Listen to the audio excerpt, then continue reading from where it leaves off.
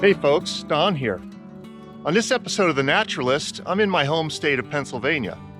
And I'm located right now in one end of the 70-mile long Laurel Highlands hiking trail in the vicinity of Seward, Pennsylvania, which is also near Johnstown, Pennsylvania.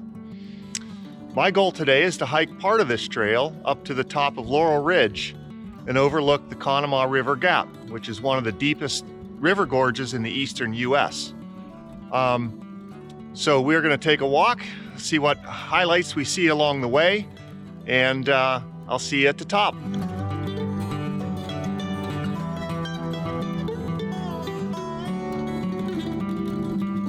The Laurel Highlands hiking trail is well known for having these concrete trail markers at every mile. So here we are at milepost 70. Again, this trail is 70 miles long. Mile marker 0 is at Ohiopyle, Pennsylvania, okay, which is on the edges of Youghiogheny River, which is well known for its whitewater rafting.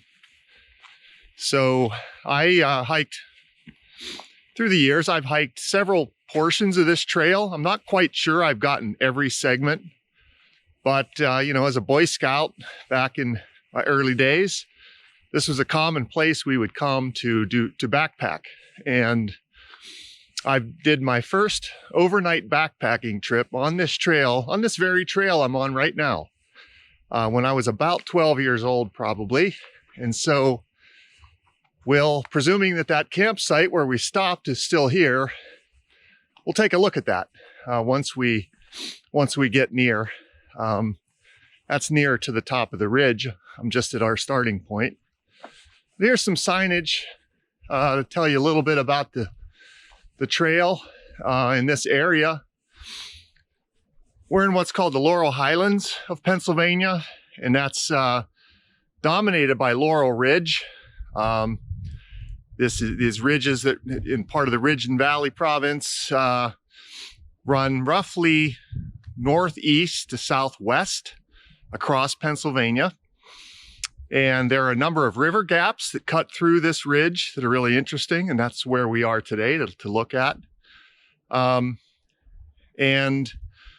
the ridge tops here reach about pretty close to 3,000 feet. Here's some topography of the Laurel Ridge. And the hiking trail has some steep portions, but a lot of it actually just sort of trails along the top of the ridge, up and down across the top of Laurel Ridge. But it's some beautiful wild country. You get up and away from the industrial towns in the valleys and so forth. And so this is just some signage. And when you're here, you need to register in case you get lost or people lose you, don't know where you are. And so I'm going to do that here in a second. Just a quarter mile up the trail on your right, you encounter this reservoir. It's called Big Spring Reservoir. And it's a reservoir. It's a man-made dammed up creek. I'm not quite sure whether this was a municipal water supply for the town of Seward, possibly, or it was a reservoir for, you know, the coal-fired power plants that are in the vicinity. So I'm not quite sure what this reservoir was for, but I'll tell you later if I find out. This is coal country in Pennsylvania, western Pennsylvania soft coal country. And so across the landscape, you see lots of active or vestigial remnants of that industry. And so, for example, what we're looking down now is a power line right-of-way and, you know, carrying electricity to all parts of the East Coast from coal-fired power plants in this area. And so there are two situated within 5 or 6 miles of where I stand. There's one in the distance, if you can see it. There's one at Seward, another one at New Florence. In this area of Indiana County, Westmoreland, Cambria County, this was the leading industry, and it still persists to this day. And moreover, there's lots of remnants of it. It's past activities. We'll see some of that today, but this is a power line right away, you know, cut through a block of forest, carrying these high transmission power lines, powering the more or less Pennsylvania and the East Coast. I'm here on January 3rd, 2024, so Happy New Year, everyone. And one thing I like about hiking in these areas in the winter is that there's still something green in these kinds of forests in the Appalachians, even in the dead of winter. And so in my episode I filmed at Clear Creek Metro Park in Ohio, which is about 5 hours southwest of where I am right now, I introduced you to mountain laurel and rhododendron as broadleafed evergreens, as well as some other species. And what we're seeing here is really very much the same mix of species. We have sandstone bedrock here. There's tons of mountain laurel, which you can see lining the trail next to me right here, as well as chestnut oaks I talk about. Okay, here's a chestnut oak, that nice blocky bark with a trail marker on it. There's a little spot over here I thought I would show you the direct difference between mountain laurel and rhododendron, because we can find them right beside each other over here.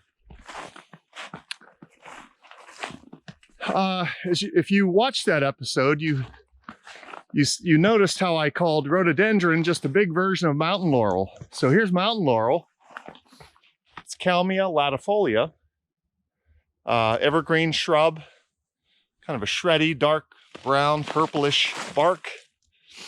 All right. And this is rhododendron right beside it. All right. So you can see how the leaves are very similar looking thing overall. All right. But it's much larger. The leaves are larger. The bark's similar, perhaps a little bit lighter brown, and it's much bigger. So these are what you could call these things small trees. Rhododendron can get up to maybe 30 feet tall. It's probably its maximum. These are, geez, 15 or 20 feet tall shrubs right here. These are large rhododendrons. One thing people forget sometimes about these kinds of tough, long-lived shrubs is how old they can be. I talk a lot about old trees, big and old trees, but these things can be exceptionally old as well. They weren't really harvested for anything. So even though this area would have been cut over for timber 1 or 2 times in its history, these shrubs probably weren't touched. So this very rhododendron shrub in front of me, which is large, could very easily be 100, 150 years old. Okay, maybe older.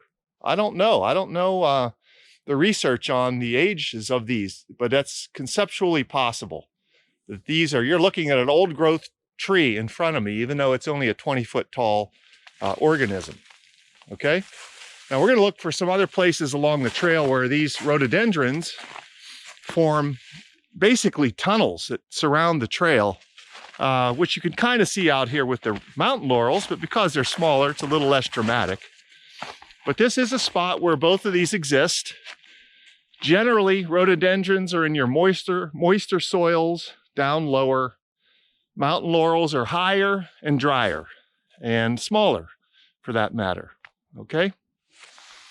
Well, I've been walking for about a mile now, steadily uphill. I basically have not had a downhill section at all since I started. And what we're going to do next, though, is walk through one of these rhododendron tunnels. It's almost like nature's haunted house. All right, so let's take a walk through this spot on the Laurel Highlands Trail where rhododendron just completely cover it, form a tunnel.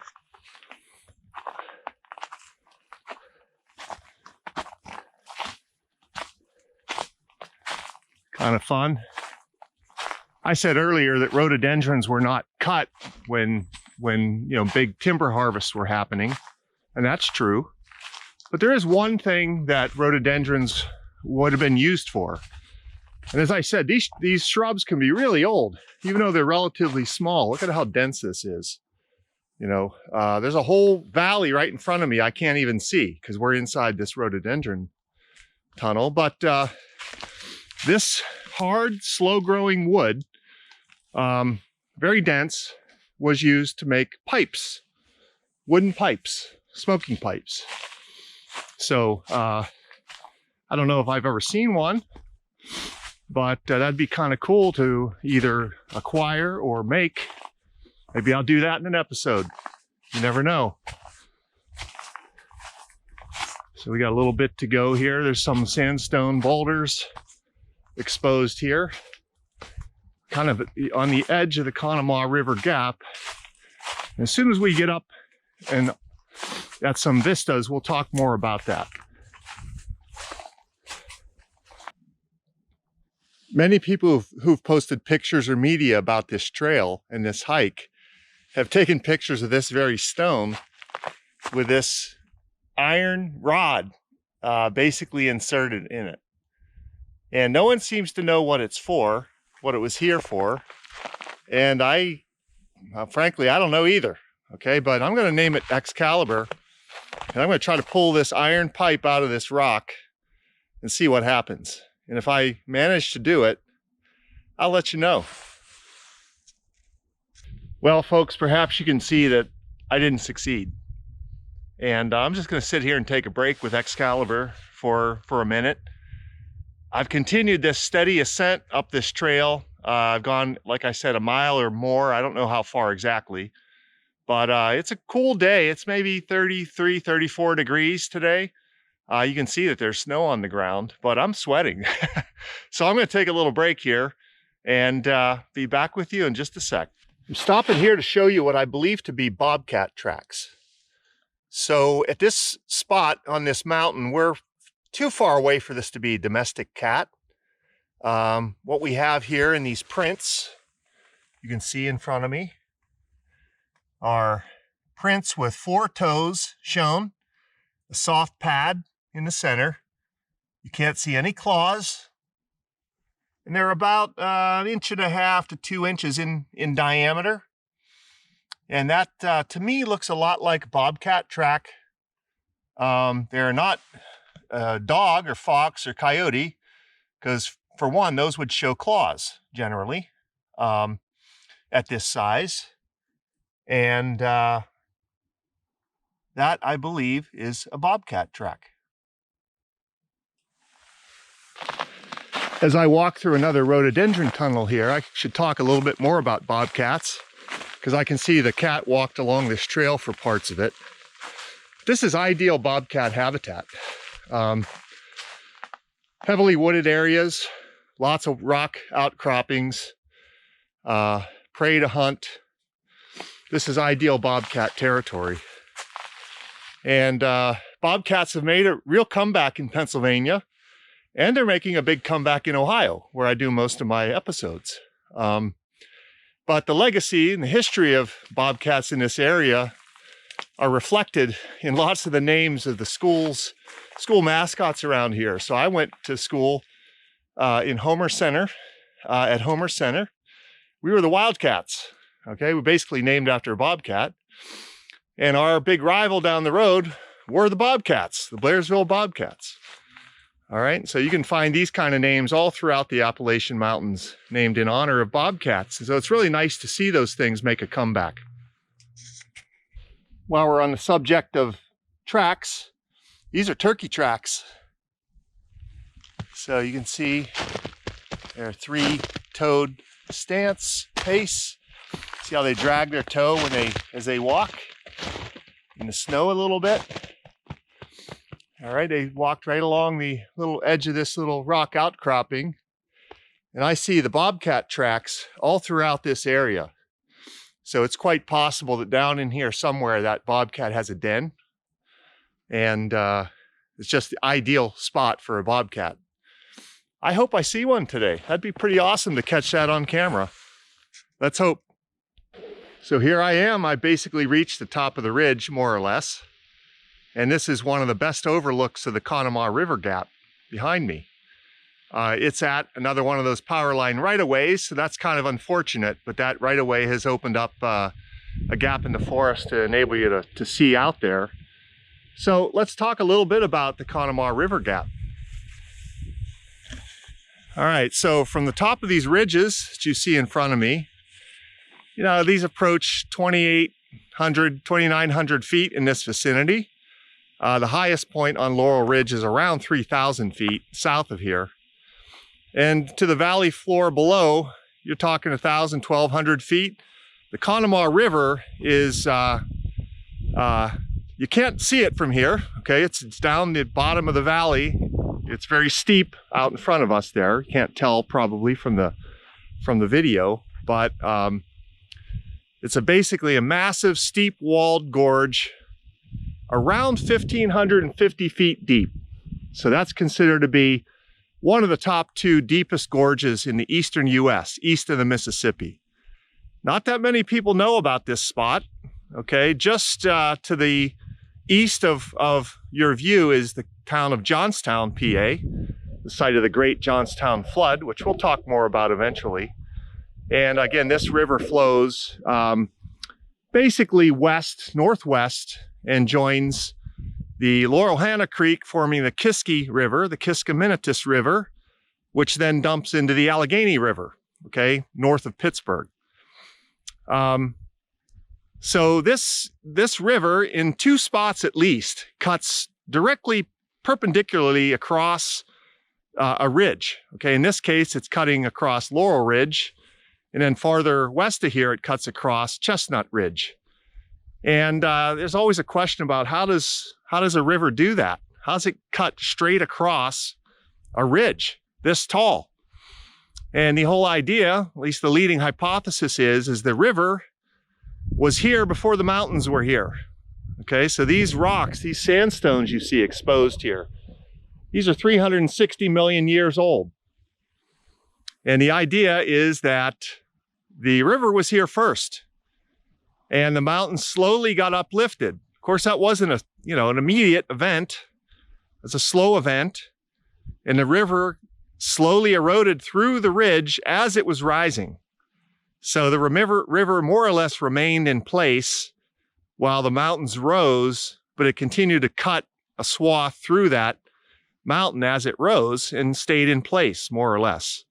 That's one of the leading hypotheses. Other hypotheses involve, a smaller tributaries cutting through the ridge after it existed, little by little, and eroding down to some common plane and joining together. But the leading hypothesis here is that the river was here first, and it just cut through the mountain as it rose and stayed in place. But this is a massive forested area. This is Laurel Ridge State Park, and across is Gallitzin State Forest. You see how heavily wooded it is, very steep. These forests have not been bothered that much, although they have been cut in the past. But their steepness and inaccessibility has kept them pretty wild. Okay. Now, the Conemaugh River down there forms in the city of Johnstown, just again, a little bit east of where we are, from the Stony Creek River, Stony Creek and the Little Conemaugh River that join right in the city of Johnstown. Of course, that's the site of the Great Johnstown Flood and several other floods that we'll talk about later. So, Conemaugh River Gap, second deepest river gorge, river gap in the eastern US. Now, one last thing, I almost forgot, is under these high transmission power lines, you probably cannot hear this in the video, but they're crackling. I can just hear those things buzzing and crackling, and I hope they don't either mess up my video or me while I'm standing here. So, hope to see you again.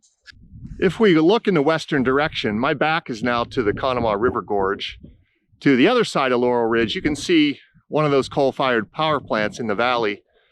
One releasing smoke from the burning of coal, but also what are called the cooling towers, releasing a plume that's mostly water vapor. It's where they cool the heated water from the process. So that's one of the coal-fired power plants still in operation in this area. Although that industry is changing, is declining, and some closures have occurred. None of my walks would be complete without talking about some trees. So I just noticed at this power line right away, overlooking the gorge, there's an abundance of small black birches growing here. And this is a tree we have not seen in any of my journeys so far. And This is black birch. All right, identifiable by those white spots on the bark. It's kind of real purplish bark, smooth. This is a fairly smallish tree. It'll get to be maybe 50 feet tall when it's mature. There's an abundance of small trees here, as you can see all around me. And what we used to do with birch as a kid is you could chew off this bark and it tastes like wintergreen. All right, so we would chew off a whole bunch of it just like a little beaver, stick it in our mouths and pretend we were chewing tobacco when we were kids. But it actually is good. It tastes like wintergreen. Now, one thing you notice about birches, I talk about deer as well, is that deer don't like to eat black birches. This is very abundantly clear here. Okay, deer are browsers. They like to eat twigs and buds of woody shrubs. They graze on small plants and grass some as well, but they like to chew on buds and twigs. They're browsers. So right next to me is a little chewed up gnarly oak sapling. It's probably about 20 years old, but it's just been repeatedly chewed down by deer. Okay, and resprouts. It's surviving. Okay, but it's basically constantly being pruned by deer. And if you look right next to it, these birches are absolutely untouched by deer. None of these twigs are browsed. There's nice juicy buds at the end of these twigs that a deer might like, but it doesn't eat them. And that's probably because that wintergreen, what we liked as a kid, that flavor, is distasteful to the deer and perhaps even toxic. I'm not quite sure about the toxicity of black birch, but it's very abundantly clear from this spot where there's browsed oaks. Here's a browsed maple right here, a red maple that's been browsed by deer. And there's birch saplings all around here, virtually untouched by deer. Interesting. Well, here we are at mile marker 68. All right. And it's really winter wonderland up here. Okay, it's it's 2 miles from the start, and I've hiked steadily uphill. I've probably gone up about 800 or 900 feet, and the snow is really clinging to the trees up here. It's colder. It's beautiful. We barely get this in Ohio anymore, it seems. I'm glad to see that my bobcat is still with us. Okay. All right. My next goal is the overnight campsite where I spent my first backpacking overnight. Just pausing at this spot to give you a view of this nice little overlook. The sun's come out. It's really turned into a beautiful day up here. I'm all by myself. I was the only car in that parking lot. I have no idea if there's anybody behind me. I haven't passed anybody. And I can hear cars on a highway in the river valley below me. But other than that, I can't hear anything else really from civilization. So I really enjoy this kind of solitude. I wouldn't necessarily say I prefer to be alone in the woods, but I'm comfortable with it and I need it sometimes. Some people would never want to be alone in the woods. Okay. But, you know, you have just you and yourself to your thoughts, clear your mind, do a little nature bathing, okay, and get out of that everyday rut of whatever it is you consider your everyday rut. Hopefully you don't have that, but if you do, get outside. Now we're at mile marker 67. That one has a little algae on it. That means we're 3 miles in, and I think my turnaround point is 3.2 miles. So I'm almost at the end of my journey. I have not found that camp I was looking for. It's either between here and my end point or somewhere else that we may not see today. I hope we do though, so I can reminisce a little bit about it. But again, I'm skirting just along the gorge wall at this point. It's very steep down there. The river's, 1,000 some feet below me. And it's a beautiful sunny day. Just awesome. Wish you could be with me. With this view, we can finally see the Conemaugh River. I don't know how well this will show on the video, but it's in full view down below. I can start to see the western edge of the city of Johnstown, PA. Again, Johnstown's a former small steel town. There's still some remnants of that industry, but a lot of it is now gone. But the river down below there is what's, again, carved the Conemaugh River Gap through Laurel Ridge. That river, by the way, when I was growing up around here in the 70s and 80s, was mostly orange. It's pretty green now, and that's through the efforts of a lot of watershed groups, conservancies, municipalities who've worked to clean up from the legacy of the coal mining industry and the steel mills and so forth, to greatly improve the water quality of that river. There's now fish in that river. It's fishable throughout the city of Johnstown even. And that was basically unthinkable in the 70s and 80s. So that's been really nice to see. And there are further improvements in this area going on, and lots of tributaries to this river, like the Black Creek watershed. So that's our first view of the city of Johnstown and the river itself. And I'm nearing my turnaround point. Well, folks, we're not going to make it to the campsite which was my goal. It's just a little bit too far away. I read, my recollection was wrong about where it was located. So it's about 2 miles beyond where I am. So I'm just not equipped to make it and back today.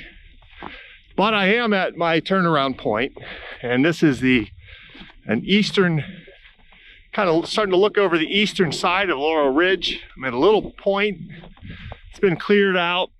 I don't know what was up here where that had this cleared out like this. It was just a beautiful sunny day. You can see how snowy it is or was up here. There's about 6 inches of snow on the ground. There was barely an inch at my starting point.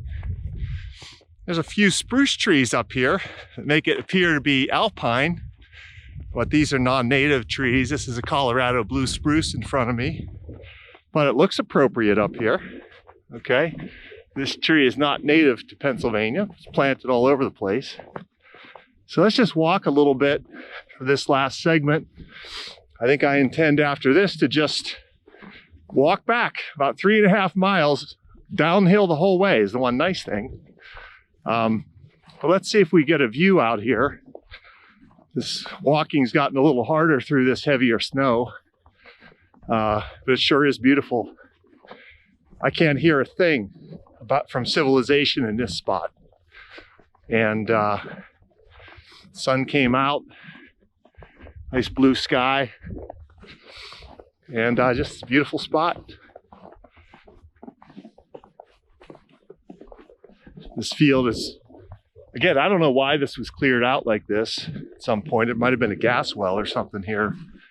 It just looks like a goldenrod field now. So, but it gives you a feeling that you're above the tree line up here. You know, these are among the highest points in Pennsylvania. The highest point in Pennsylvania is about 3,250 feet at Mount Davis, which is at the southern end of this ridge, essentially, towards southern Pennsylvania. And, but sure gives you a feeling of being in the Alps. I'm just going out here to see if we get one last overlook into the gorge before I start our journey back.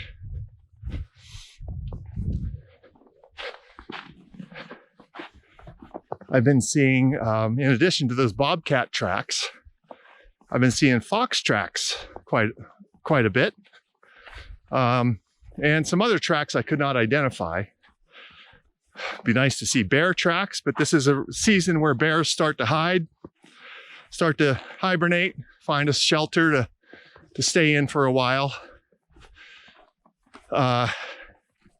So none of those, although they certainly exist around here. But let's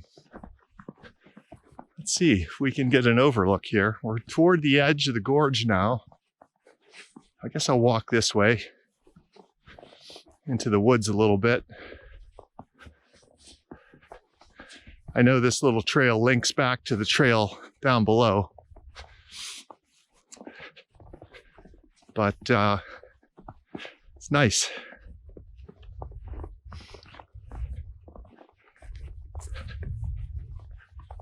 Well,